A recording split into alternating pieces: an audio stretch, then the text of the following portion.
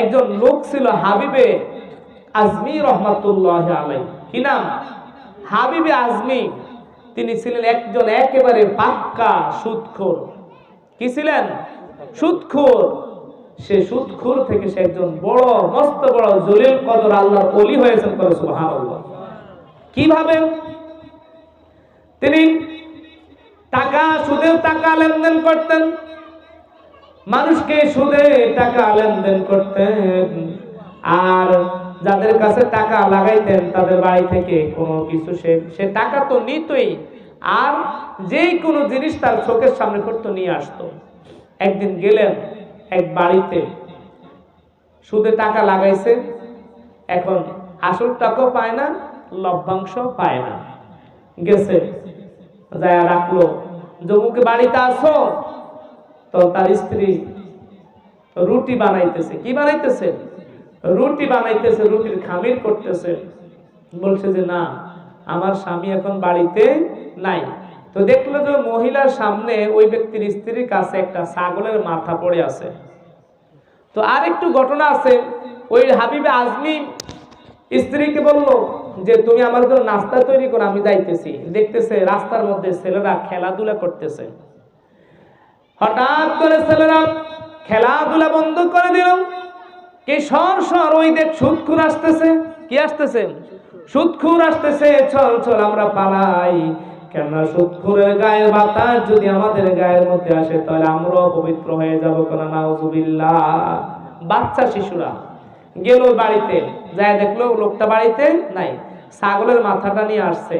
আনার পর স্ত্রীকে বলল আমি বাজার থেকে সদাই নিয়ে আসি, তুমি এই ছাগলের মাথাটা রান্না করো। স্ত্রী ছাগলের মাথা রান্না করছে। রান্না করার পরে রুটি বানাইছে। তাকে যখন পরিবেশন করলো তখন দিল, দেখলো যে ছাগলের মাথাটা আর ছাগলের মাথা নাই। ওই ছাগলের মাথাটা সেগুলো রক্তের খাড়িতে পরিণত হয়ে পাথর মতো হয়ে গেছে। কোনা নাউজুবিল্লাহ। রক্তের খাড়ি হয়ে গেছে। তার অন্তরের মধ্যে ভয় চলে আসলো, হায় হায় কি হয়ে গেল বিষয়টা, আমি আনলাম ছাগলের মাথা কিন্তু এটা রক্তের খাড়ি হয়ে গেল। সে তাড়াতাড়ি চলে গেল হযরত হাসান বসরি রাদিয়াল্লাহু তাআলা আনহুর কাছে।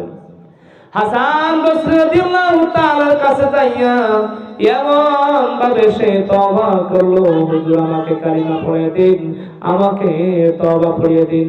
আমি আমার সারাটি জীবন ভর সুদে টাকা লাগাইছি, কত মানুষকে কষ্ট দিয়েছি হুজুর, আমি আর সুদে টাকা লাগাইতাম না, আমাকে আল্লাহ মাফ করে দেয়। হযরত হাসান বসরি রাহমাতুল্লাহ আলাইহি দোয়া করলো। তার দিলের মধ্যে এমন ভয় আসলো, সে কোথায়কার সুদের টাকা সব কিছু মানুষকে মাফ করে দিয়েছে। সুবহানাল্লাহ। আর যেই শিশুরাই রাস্তা দিয়ে খেলাধুলা করতেছিল আর যখন তাকে দেখে ভয় পালাচ্ছিল, ওই শিশুরাই আবার বলল এই তোমরা এখন খেলাধুলা করো না, ওই দেখো তায়েব আসতেছে, তওবাকারী আসতেছে, আমরা তাকে সম্মান করো। সুবহানাল্লাহ। আগে কি বলছে? সুদখোর আসতেছে, পালাও পালাও। আর যখন আল্লাহর ওলির কাছে যায় বায়াত হয়ে যখন তওবা করে আসলো, ভালো হয়ে গেল, তখন কি বললো? যে তায়েব আসতেছে, তাকে আমরা সম্মান করি। সে সারা জীবনে আর সুদের কারবার থেকে বঞ্চিত হয়ে এমন ভাবে আল্লাহর ওলি হয়ে গেল, আল্লাহর ইবাদত বন্দেগী করতে শুরু করলো। আল্লাহ তাকে জলিল কদর আল্লাহর ওলিতে পরিণত করে দিলেন, যার নাম হচ্ছে তাজকিরাতুল আউলিয়ার মধ্যে পাবেন হযরত হাবিবে আজমি রহমাতুল্লাহি আলাইহি। কাজে যারা সুদ খায়, যারা ঘুষ খায়, তাদের জন্য তওবা করা দরকার আছে না নাই? তাদের টাকা পয়সা, ধন দৌলত, ছেলে মেয়ে, স্ত্রী, পরিবার পরিজন কিছুই কাজে আসবে না।